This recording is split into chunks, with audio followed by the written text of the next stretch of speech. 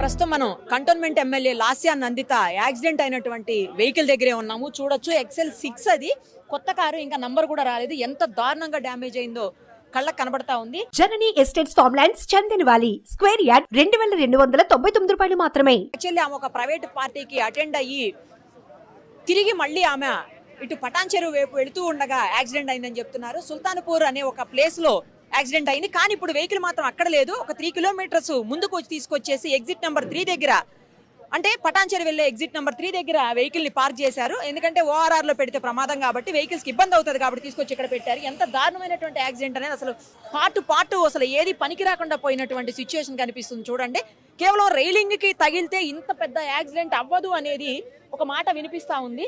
చూడండి ఒక్కసారి, మొత్తం అసలు ఏది కూడా లేదు. వెహికల్ టైర్స్, వీల్స్ మొత్తం ఇరిగిపోయినటువంటి సిచ్యువేషన్. కేవలం రైలింగ్ కి తగిలితే ఇంత పెద్ద యాక్సిడెంట్ అవ్వదు. ఇది ఆల్రెడీ ఒక వెహికల్ కి డాష్ ఇచ్చి ఆ తర్వాత ఈ వెహికల్ రైలింగ్ కి ఢీకొట్టిందని చెప్పేసి చెప్తా ఉన్నారు. కాకపోతే పోలీసులు ఆ విషయాన్ని పూర్తిగా నిర్ధారించట్లేదు. మనం చూడొచ్చు, కేవలం వాళ్ళు ముగ్గురు ఉన్నారట లోపల. మొత్తం డ్రైవర్ కమ్ ఆమె పిఏ ఆకాష్ అనే అతనే డ్రైవ్ చేస్తున్నాడని చెప్తున్నారు. పిఏగా కొంతకాలంగా అతను పనిచేస్తున్నాడు, అతనే డ్రైవింగ్ కూడా చేస్తున్నాడు ఇప్పుడు. సో ఆమె వెనకాల సీట్లో, ఇక్కడ ఈ సీట్లోనే ఆవిడ కూర్చుని ఉన్నారు. ఈ ఎయిర్ బ్యాగ్స్ కూడా ఓపెన్ అయినట్టు మనకు కనిపిస్తా ఉన్నాయి. అయినప్పటికీ కూడా, అంటే పెద్ద ప్రమాదం, మరింత పెద్ద ప్రమాదం జరిగినప్పుడు ఎయిర్ బ్యాగ్స్ కనిపించవు. ఇంకోటి, ఆవిడ సీట్ బెల్ట్ వేసుకోలేదని చెప్తా ఉన్నారు. ఫ్రంట్ చూడండి, అసలు ఎంత ఘోరమైనటువంటి సీట్ బెల్ట్ ఓపెన్ అయింది. ఓపెన్ అయినా కూడా ఆ ఆకాష్ అంటే డ్రైవర్ కి చాలా తీవ్రమైన గాయాలయ్యాయి. అతను చికిత్స పొందుతా ఉన్నాడు. ఆమె మాత్రం స్పాట్ లోనే చనిపోయారు. ఫేస్ కి బాగా గట్టిగా తాకి దెబ్బ, ఆ తర్వాత ఆవిడ స్పాట్ లోనే చనిపోయినట్టు తెలుస్తా ఉంది. ఇంకొకటి, గత కొంతకాలంగా ఆవిడ్ని మృత్యు వెంటాడుతుందనే చెప్పాలి నిజానికి. ఎందుకంటే వాళ్ళ ఫాదరు లాస్ట్ ఇయర్ మే నెలలో ఆయన చనిపోయారు. ఆయన చనిపోయిన తర్వాత ఆ సీట్ని లాస్యా నందితకి కేటాయించింది బీఆర్ఎస్ గవర్నమెంట్. ఆ టైంలో, అంటే అప్పుడు బీఆర్ఎస్ ఉంది కదా, ఆ పార్టీ వాళ్ళకి కేటాయించింది. ఆ తర్వాత ఆమె 17,000 మెజారిటీ తోటి అక్కడి నుంచి ఆవిడ గెలుపొందారు. నిజానికి ఆమె 37 ఇయర్స్, అంటే అతి పిన్న వయస్కులైనటువంటి ఎమ్మెల్యేలో ఆమె కూడా ఒకరని చెప్పాలి.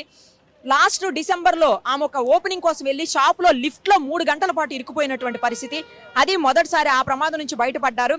రెండోసారి ఈ నెలలోనే 13వ తారీఖు నల్గొండలో ఒక బహిరంగ సభ జరిగింది బీఆర్ఎస్ పార్టీకి సంబంధించింది. ఆ పార్టీ సభలో కేసీఆర్ కూడా పాల్గొన్నారు. ఆ సభకు వెళ్లి తిరిగి వస్తున్నప్పుడు ఆవిడ వెహికల్ ఇది కాదు, ఆ రోజున్న వెహికల్ స్కార్పియో వెహికల్. అది ఫ్రంట్ ఉన్నటువంటి వెహికల్ కి డాష్ ఇస్తే అందులో హోమ్ గార్డ్ కూడా చనిపోయినటువంటి సిచ్యువేషన్. ఈమెకు కూడా దెబ్బలు తాకాయి, తల మీద నుదురంతా కూడా. ఆ దెబ్బలు ఇంకా పూర్తి స్థాయిలో తగ్గలేదు. ఎగ్జాక్ట్ 10 days గ్యాప్ లోనే మళ్ళీ యాక్సిడెంట్ అవటం, ఆవిడ ప్రమాదంలో చనిపోవటం మనం చూస్తున్నాము. నిజానికి నేను ఇందాకే చెప్పాను, మృత్యు వెంటాడుతుందేమో అనిపిస్తుంది చూస్తూ ఉంటే వరుస ఘటనలతోటి. ఆమె మరి ఎందుకు ఎలర్ట్ కాలేదో కూడా తెలియదు. నిజానికి డ్రైవర్లు ఇంతకు ముందంతా కూడా గవర్నమెంట్ లో ఎమ్మెల్యేలకి, ఎంపీలకి, అలాగే మినిస్టర్స్ లెవెల్లో ఉన్న వాళ్ళందరికీ కూడా గవర్నమెంట్ GAD ఆధ్వర్యంలో ప్రొఫెషనల్ డ్రైవర్స్ ని, చాలా ఎక్స్పీరియన్స్డ్ డ్రైవర్స్ ని, వెహికల్స్ ని కూడా వాళ్లే ప్రొవైడ్ చేసేవాళ్ళు. బట్ ఇప్పుడు అలా లేదు, కేవలం అలవెన్స్ మాత్రమే ఇస్తున్నారు. వీళ్ళు డ్రైవర్లను పెట్టుకుంటున్నారు, అలవెన్స్ ఇస్తున్నారు. ఇక్కడైతే మనకు వెహికల్ 100 లాక్ అయినట్టు కనిపిస్తా ఉంది మీటరు. డైరెక్ట్ గా ఇది రైలింగ్ కే ఢీకొనిందా, లేదు అంటే ముందు వెహికల్ కి ఢీకొని తర్వాత రైలింగ్ ఏమన్నా ఢీకొట్టిందా అనేది మాత్రమే క్లారిటీ లేదు. ఒకసారి ఆ స్పాట్ కూడా చూద్దాము, రైలింగ్ కి ఢీకొట్టినటువంటి స్పాట్. వెహికల్ చూస్తుంటేనేమో కంప్లీట్ గా 100% వెహికల్ వేరే వెహికల్ ని డాష్ ఇచ్చిన తర్వాతనే రైలింగ్ కి గుట్టినట్టుగా అనిపిస్తా ఉంది. బట్ అక్కడ సిచ్యుయేషన్ చూస్తే మాత్రం కేవలం రైలింగ్ కి తగిలినట్టుగానే కనిపిస్తా ఉందంట. ఇది పూర్తి స్థాయిలో ఇంకా బయటికి, అంటే పోలీస్ ఇన్వెస్టిగేషన్ లో కానీ మనకి ఇన్ఫర్మేషన్ వచ్చేటువంటి అవకాశం కనిపిస్తుంది. ఇంత చిన్న ప్రమాదం అయితే రైలింగ్ జరిగితే జరగదు అని చెప్పేసి ఎక్స్పీరియన్స్ ఉన్న వాళ్ళందరూ చెప్తున్నారు. XL6 మరి ఇలాంటి ఇంత సేఫ్టీ, ఎందుకంటే XL6 ఏమి అంత సేఫ్టీ విషయంలో వస్తే దానికి 4 రేటింగ్ ఉంది.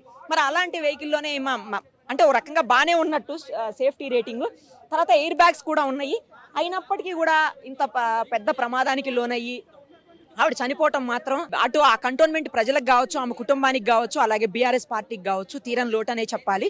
ఇప్పటికే బీఆర్ఎస్ పార్టీ నేతలందరూ కూడా స్పందించారు. ముఖ్యంగా ముఖ్యమంత్రి సీఎం రేవంత్ రెడ్డి గారు కూడా స్పందించి ఆయన ఖచ్చితంగా ఆమె ఆత్మకు శాంతి చేకూరాలి, నాకు చాలా ఫ్రెండ్ ఆయన మంచిగా ఉండేవాళ్ళు నాతోటి సాయన్న గారని వాళ్ళ నాన్నగారిని కూడా గుర్తు చేసుకున్నారు. అతి చిన్న వయసులోనే ఈమె ప్రమాదానికి గురవటం దారుణమైన విషయం అని ఇప్పటికే బీజేపీ నేతలు బండి సంజయ్ గారు, తర్వాత హరీష్ రావు గారు, కేటీఆర్ గారు కూడా గతంలో ఒక 1 వీక్ 10 days బ్యాక్ ఇద్దరు కలిసి కూర్చున్నటువంటి ఒక ఫోటోని, పిక్ ని షేర్ చేస్తూ ఈ రోజు ఈ వార్త వినాల్సి రావడం దురదృష్టకరం అని చెప్పేసి ఆయన కూడా ట్వీట్ చేశారు. ఒక్కసారి చూడండి ఎంత దారుణంగా ఉందో వెహికల్, అసలు చూస్తుంటేనే భయం వేస్తుంది. వెహికల్ చూస్తుంటేనే ఎంత దారుణమైనటువంటి సిచ్యుయేషన్ లో ఈ ప్రమాదం జరిగి ఉంటుంది అనేది, అసలు ఏ ఒక్క పార్ట్ కూడా లేదు. అసలు ఇక్కడ చూడండి, ఇదంతా కూడా సిమెంట్ లాంటిది ఏదో దీని మీద పడింది, డస్ట్ లాంటిది కూడా.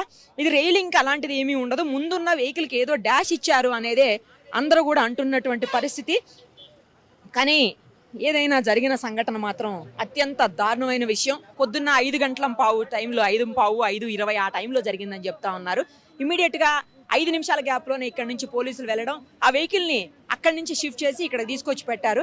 ఇంకా పూర్తి స్థాయిలో ఎంక్వైరీ జరిగితే, పైకి ఇంకోటి ఏంటంటే ఆకాష్ అనే వ్యక్తికి గాయాలయ్యి, తీవ్రంగా గాయాలయ్యాయి. ఎవరైతే డ్రైవింగ్ చేస్తున్నారో అతనికి, ఆమె పిఏ. సో అతని కూడా బయట కోలుకొని బయట పడితే అప్పుడు మనకి పూర్తి స్థాయిలో అసలు ఏం జరిగింది, నిజంగా వెహికల్ రైలింగ్కే ఢీ కొట్టారా, లేదు అంటే ముందు ఉన్నటువంటి ఏదైనా వెహికల్ కి గట్టిగా డాష్ ఇచ్చిన తర్వాత ఈ వెహికల్ మళ్ళీ వెళ్ళి రైలింగ్ ఢీ కొట్టారా, తర్వాత ఎంత స్పీడ్ లో ఉన్నారు, ఎందుకంటే ఎర్లీ మార్నింగ్ పైగా ఫాగ్ కూడా ఉందని చెప్తా ఉన్నారు. ఫాగ్ ఏమన్నా కనిపించక అట్లా జరిగిందా, లేదు ఆ టైంలో నిద్ర ఉన్నటువంటి పరిస్థితి కూడా ఉంటుంది కాబట్టి తెల్లవారుజామునంటే ఆ టైం అలా ఏమన్నా జరిగిందా, ఈ పూర్తి వివరాలు అయితే రావాలంటే మాత్రం కొంచెం టైం పట్టేటువంటి అవకాశం ఉంటుంది. ఒక్కసారి ఎక్కడైతే ప్రమాదం జరిగిందో ఆ స్పాట్కి కూడా వెళ్ళి చూసేద్దాం, రైలింగ్ దగ్గర ఏం జరిగిందో కూడా ఒకసారి చూసేద్దాం రండి.